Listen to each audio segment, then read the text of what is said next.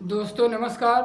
आज आपका टॉपिक है गॉस प्रमेय से कूलाम के नियम की व्याख्या आपको पढ़ना है।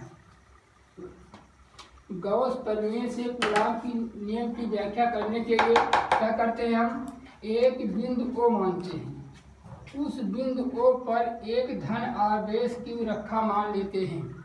इस आवेश से r दूरी पर एक बिंदु P माना जाता है। तो मैंने एक बिंदु P मान लिया। इस दूरी r को त्रिज्या मानकर आवेश के चारों ओर हम एक बंद गोलाकार काल्पनिक पृष्ठ की कल्पना करते हैं। देखिए बच्चों, दूरी r को त्रिज्या मानकर हम आवेश के चारों ओर एक बंद गोलाकार काल्पनिक पृष्ठ की कल्पना कर लिए हैं। इस गॉसियन पृष्ठ का क्षेत्रफल मान लेते हैं कैपिटल A है। इस संपूर्ण क्षेत्रफल में से हम एक छोटा सा क्षेत्रफल dA ले लेते हैं। तो मैंने एक क्षेत्रफल dA ले लिया। इस सूक्ष्म क्षेत्रफल dA का क्षेत्रफल वेक्टर सरफेस के अभिलंबवत बाहर की ओर होगा, जैसा कि आपको बताया गया है। ये हो गया डी वेक्टर ए। धन आवेश है तो धन आवेश के द्वारा उत्पन्न वैद्युत क्षेत्र की दिशा बाहर की ओर होती है, तो ये आपका हो गया वेक्टर ई। ठीक, अब क्या करेंगे, हम वैद्युत फ्लक्स की परिभाषा से इस छोटे से क्षेत्रफल द्वारा निर्गत वैद्युत फ्लक्स का मान ज्ञात करेंगे। तो देखिए डी फाई ई बराबर vector E dot d vector ए। ये हो गया इस छोटे से एरिया द्वारा निर्गत वैद्युत बल रेखाओं की माप। अब देखिए डी फाई ई का मान हो जाएगा ई डी ए कास थीटा। आपको बताया गया है कि समान सदिशों के बीच कोण का मान 0 होता है। तो यहाँ वेक्टर ई और डी वेक्टर ए दोनों क्या है, समान सदिश का व्यवहार कर रहे हैं। अतः थीटा बराबर आपका हो जाएगा 0। तो कास 0 का मान 1 होता है, तो आपको मिल जाएगा डी फाई ई बराबर ई डी ए। समीकरण नंबर इसको हम 1 मान लेते हैं बच्चों। ये आपको क्या मिला है, डी फाई ई बराबर आपको मिला है इस छोटे से एरिया द्वारा निर्गत वैद्युत फ्लक्स का मान। अब हमें क्या निकालना है, जो आपने आवेश के चारों ओर बंद गोलाकार गॉसियन पृष्ठ की कल्पना किया है, उस संपूर्ण एरिया से निर्गत हमें वैद्युत फ्लक्स का मान ज्ञात करना है।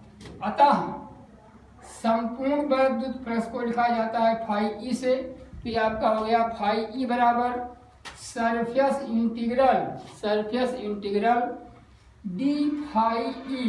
क्या हो गया आपका डी फाई ई का मान आपको लिखना है समीकरण 1 से। तो ये आपका हो जाएगा सरफेस इंटीग्रल ई डी ए। चूंकि आवेश के द्वारा उत्पन्न वैद्युत क्षेत्र का मान कांस्टेंट होता है, अतः उसे समाकलन से बाहर कर लिया जाता है। तो यह आपका हो गया बाहर समाकलन से। ये हो गया सरफेस इंटीग्रल डी ए का मान ए होता है। तो यह आपको मिल गया फाई ई बराबर ई इंटू ए। यह आपका बना समीकरण नंबर 2। तो यह हमें क्या मिला है, इस आवेश के चारों ओर बंद गोलाकार पृष्ठ से निर्गत संपूर्ण वैद्युत बल रेखाओं की माप हमें प्राप्त हो गया है। चूंकि आपको बताया गया है कि गॉस प्रमेय से किसी भी प्रकार के बंद काल्पनिक पृष्ठ का कुल वैद्युत फ्लक्स क्या होता है, फाई ई बराबर क्यू बटे एप्सिलॉन 0। तो हम फाई ई के स्थान पे क्या लिख देंगे, क्यू बटे एप्सिलॉन 0। ई का मान हमें ज्ञात करना है, तो ई को ऐसे रखेंगे। अब ए का मान क्या लिखा जाएगा, तो ए का मान क्या लिखा जाएगा, वह गॉसियन पृष्ठ के आकार पर निर्भर करता है।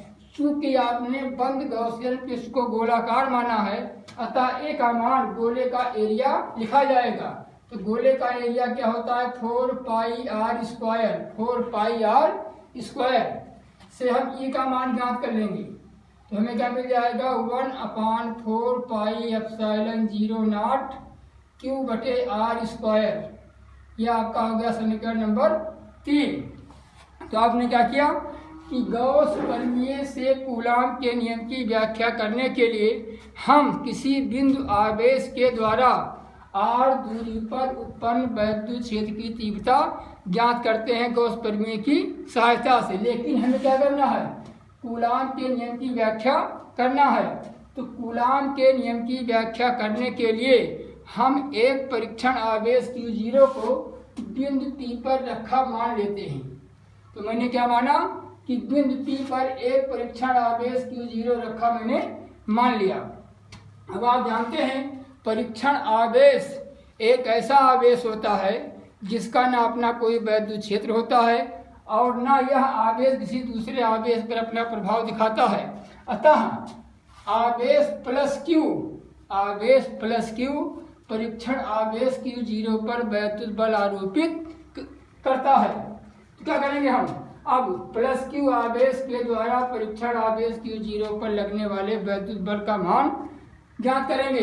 कैसे, वैद्युत क्षेत्र की तीव्रता की परिभाषा से।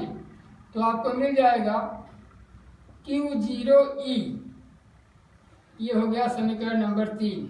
यानी इतना वैद्युत बल यह बराबर Q0E क्या है, धन आवेश के द्वारा, इस धन आवेश के द्वारा परीक्षण आवेश Q0 पर लगने वाले वैद्युत बल का मान है। अब हम समीकरण 3 का मान समीकरण 4 में रख देंगे। तो समीकरण 3 का मान समीकरण 4 में जब हम रखेंगे तो हमें मिल जाएगा 1/4 पाई एप्सिलॉन 0 Q0 बटे आर स्क्वायर। ये बना आपका समीकरण नंबर 5। तो यह बराबर Q0 बटे are square 1/4 pi epsilon 0 Q0 बटे आर स्क्वायर। यह बिल्कुल दो स्थिर बिंदु आवेशों के बीच लगने वाले वैद्युत बल को प्रदर्शित करता है, जो 1/4 पाई एप्सिलॉन 0 Q1 Q2 के समान है। अतः मेरा यह समीकरण नंबर 5 क्या है, कूलाम के नियम को परिभाषित कर रहा है। कैसे, समीकरण 5 से प्लस Q और Q0 के बीच लगने वाले वैद्युत बल का मान क्या है, आवेशों के गुणनफल के समानुपाती, आवेशों के गुणनफल के समानुपाती है। और वही बल आवेशों के बीच की दूरी के वर्ग के व्युत्क्रमानुपाती होता है। तो समीकरण 4 से हमें यह समीकरण 4 से हम समीकरण 5 गॉस प्रमेय की सहायता से मैंने कूलाम के नियम को परिभाषित कर दिया। तो इसी प्रकार से आपके बोर्ड एग्जाम में आता है कि गॉस प्रमेय लिखिए तथा इसकी सहायता से कूलाम के नियम की व्याख्या कीजिए। तो हमें पहले क्या लिखना होगा, गॉस प्रमेय का स्टेटमेंट लिखना होगा। उसके बाद हम गॉस प्रमेय की सहायता से इसी प्रकार कूलाम के नियम की व्याख्या कर देंगे।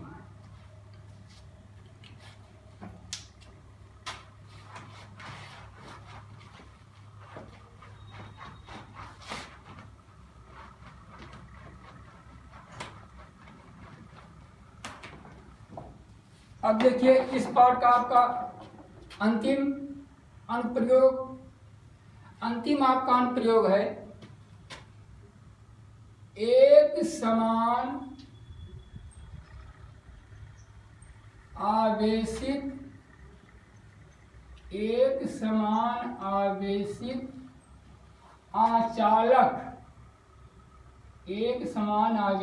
आचालक गोलीय कोश के कारण उत्पन्न वैद्युत क्षेत्र का मान हमें निकालना है। उत्पन्न वैद्युत क्षेत्र। अब गोलीय कोश किसे कहते हैं, तो गोलीय कोश के बारे में आपने हाई स्कूल में पढ़ा होगा, मैथ में, मेंसुरेशन में, कि यदि हम खोखले गोले को दो भागों में काट दें तो उसका एक भाग गोलीय कोष कहलाता है। तो हमारे पास क्या है कि एक समान आवेशित गोलीय कोष है, वो भी क्या है, आचालक है। मतलब कि उस गोलीय कोष के केवल बाहरी पृष्ठ पर एक समान आवेश वितरित है। तो हम एक समान आवेशित आचालक गोलीय कोष के कारण हमें उत्पन्न वैद्युत क्षेत्र की तीव्रता ज्ञात करनी है। तो क्या करते हैं, माना एक समान आवेशित गोलीय कोष का ये केवल आपका बाहरी भाग है, ऊपरी भाग ब्लैक बोर्ड पे दिखाया जा रहा है। तो ये क्या है, खोखले गोले का कटा हुआ भाग है। शेष भाग कहाँ है, इसके अंदर की ओर शिफ्ट है। ठीक है, तो एक समान आवेशित गोलीय कोष है, वो भी कैसा है, आचालक। आचालक का मतलब क्या है कि आवेश उसके केवल एक पृष्ठ पर वितरित है।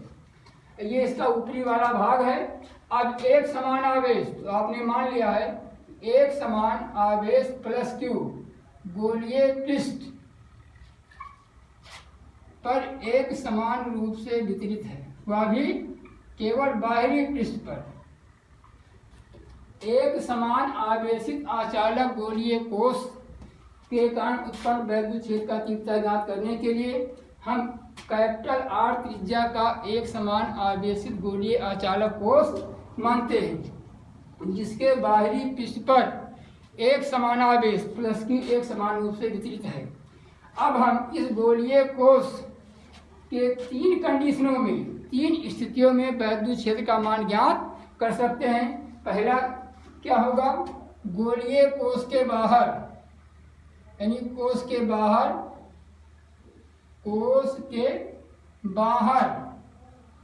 किसी बिंदु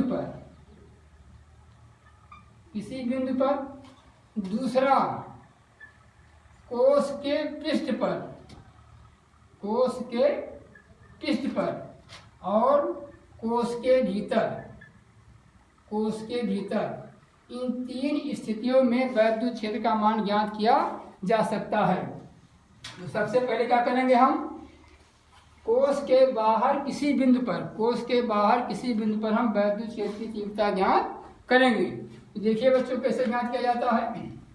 तो ये खोखले गोले का कटा हुआ भाग है। इस खोखले गोले का कटा हुआ भाग गोलीय कोष कहलाता है। वह आवेशित एवं आचालक है। आवेशित एवं आचालक का मतलब क्या हुआ कि दिया गया आवेश केवल कोष के बाहरी पृष्ठ पर एक समान रूप से फैला है। अब हम सबसे पहले गोलीय कोष के बाहर किसी भी बिंदु पर तीव्रता का मान ज्ञात करेंगे। तो कोष के बाहर किसी भी बिंदु पर तीव्रता का मान ज्ञात करने के लिए हम कोष के सेंटर से स्मॉल आर दूरी पर कोई बिंदु P मान लेते हैं, स्मॉल आर दूरी पर। अब हमें गॉस परिमेय की सहायता से ज्ञात करना है। तो गॉस परिमेय की सहायता से उत्पन्न वैद्युत क्षेत्र का मान ज्ञात करने के लिए हम गॉसियन पृष्ठ की कल्पना करते हैं। तो आपको यह भी बताया गया है कि यदि आपका आवेश अब खोखले गोले पर एक समान रूप से फैला हुआ आवेश बिंदु आवेश की भांति व्यवहार करता है, अतः इस दूरी r को त्रिज्या मानकर हम गोलीय कोष के बाहर एक गोलाकार गॉसियन पृष्ठ की कल्पना कर लेंगे।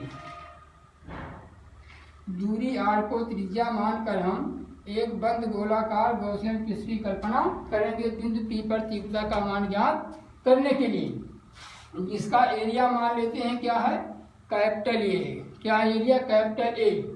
अब इस गॉसियन पृष्ठ के संपूर्ण क्षेत्रफल से हम एक छोटे से क्षेत्रफल द्वारा निर्गत वैद्युत फ्लक्स का मान ज्ञात करेंगे। तो ये हो गया छोटा एरिया डी ए। इस छोटे से एरिया डी ए का क्षेत्रफल वेक्टर क्या हो जाएगा, तल के अभिलंबवत बाहर की ओर। चूंकि आवेश धनात्मक है अतः उत्पन्न वैद्युत क्षेत्र की तीव्रता क्या होगी, बाहर की ओर, जो आपका हो गया वेक्टर ई। तो गोलीय कोष के बाहर किसी भी बिंदु पर तीव्रता का मान ज्ञात करने के लिए हम गोलीय कोष के बाहर स्मॉल आर त्रिज्या का एक गोलाकार गॉसियन पृष्ठ की कल्पना करते हैं। अब क्या करेंगे, हम सबसे पहले उस छोटे से एरिया द्वारा निर्गत वैद्युत फ्लक्स का मान ज्ञात करते हैं। उसके बाद संपूर्ण से ज्ञात कर लेते हैं, तो सीधे सीधे हम संपूर्ण से ज्ञात कर रहे हैं। तो संपूर्ण गॉसियन पृष्ठ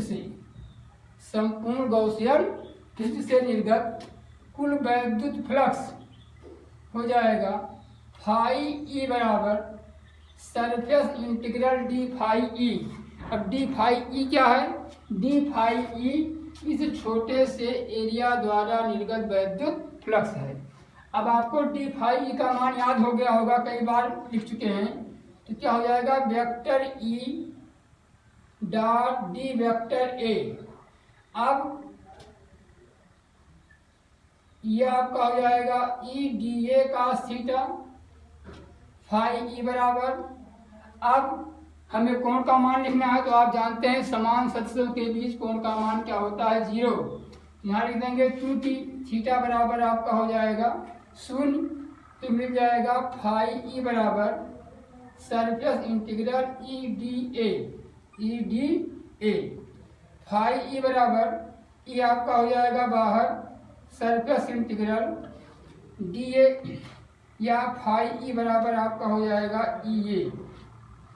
अब गॉस प्रमेय से फाई ई का मान क्यू बटे एप्सिलॉन 0 आपको बताया गया है बच्चों।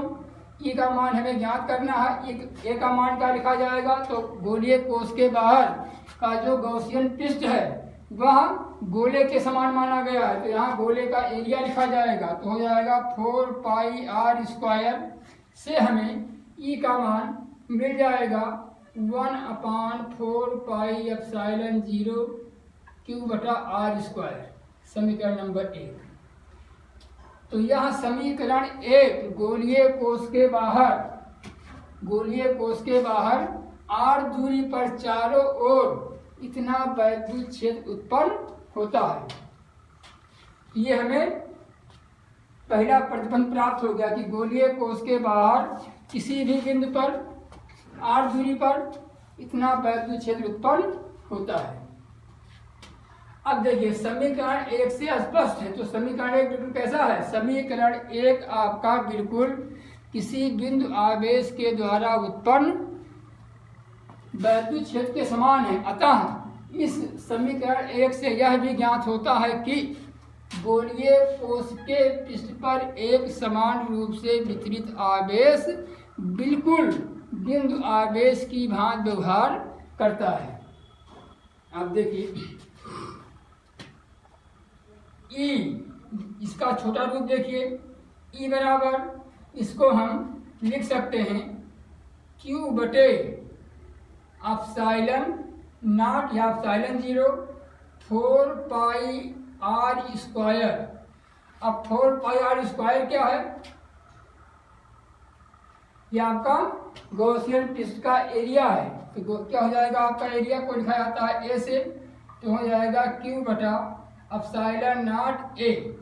अब क्यू बटे ए आपको अगले लेक्चर में बताया गया है कि क्या होता है। तो क्यू अपान ए को कहा जाता है आवेश पृष्ठ घनत्व, जिसे सिग्मा से लिखा जाता है।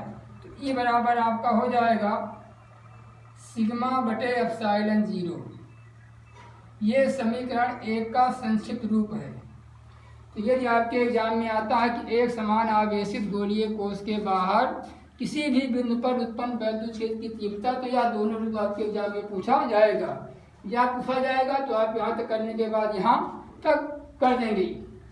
अब हमें इसका वैकल्पिक रूप भी आता है लिखने के लिए। देखिए गोलीय कोश के बाहर उत्पन्न वैद्युत क्षेत्र का वैकल्पिक रूप कैसे निकालेंगे? तो समीकरण 1 से हम देखिए वैकल्पिक रूप, तो 1/4 पाई एप्सिलॉन 0 क्यू बटे आर स्क्वायर से हम समीकरण 1 का वैकल्पिक रूप भी ज्ञात कर सकते हैं। अभी आपको बताया गया है सिग्मा बराबर होता है क्यू बटे ए। अब क्यू का मान क्या हो जाएगा? सिग्मा ए। तो हम क्यू के स्थान पे क्या लिख देंगे बच्चों? सिग्मा ए लिख देंगे।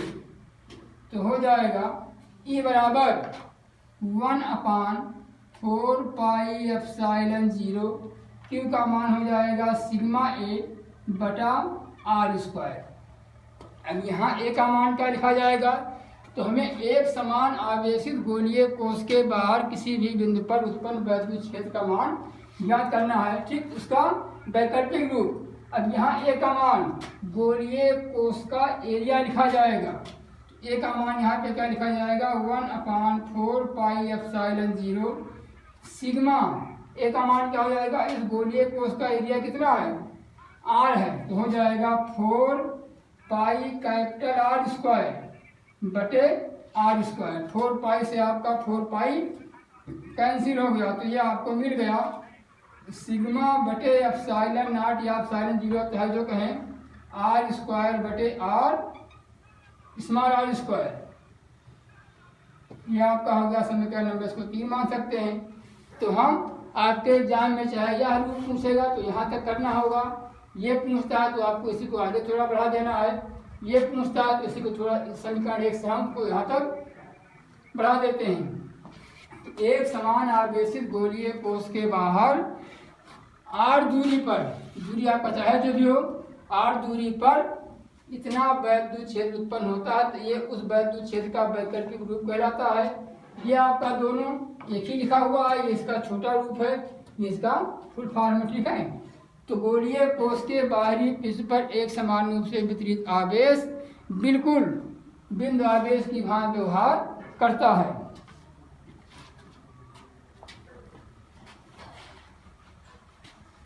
तो पहला केस आपका हो गया। दूसरा केस देखिए, हमें कहाँ निकालना है, गोलीय कोश के पृष्ठ पर।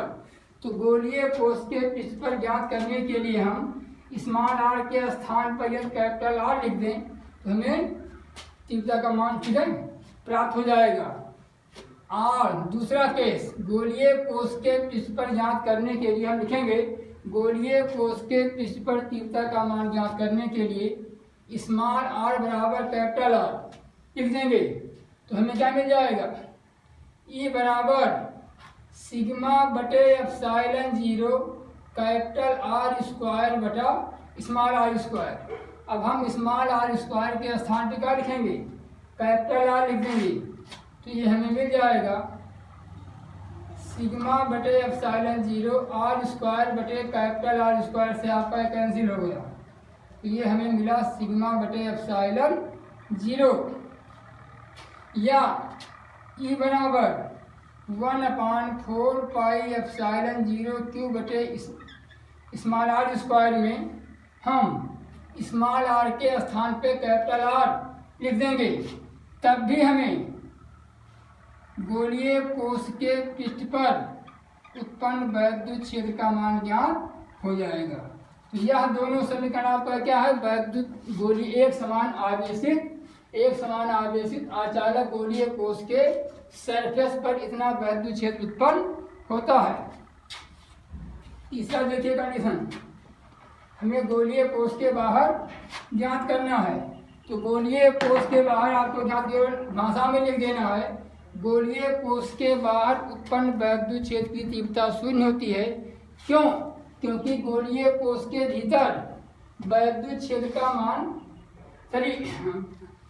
वैद्युत क्षेत्र का मान क्या होगा, 0 होगा। अब 0 क्यों होगा, तो गोलीय कोश के भीतर वैद्युत क्षेत्र का मान 0 इसलिए होगा क्योंकि गोलीय कोश के भीतर का वैद्युत फ्लक्स 0 है। गोलीय कोश के भीतर का वैद्युत फ्लक्स 0 है। इसका मतलब क्या है कि गोलीय कोश के भीतर से कोई भी वैद्युत बल रेखा बाहर नहीं होती है। ये आपका तीनों कंडीशन हो गया। तो आज आपने क्या पढ़ा बच्चों, गॉस प्रमेय से आपने कूलाम के नियम की व्याख्या की, और दूसरा आपने क्या पढ़ा, एक समान आवेशित आचालक गोलीय कोश के बाहर भीतर और सरफेस पर उत्पन्न वैद्युत क्षेत्र की तीव्रता ज्ञात किया। शेष कल बताया जाएगा। धन्यवाद।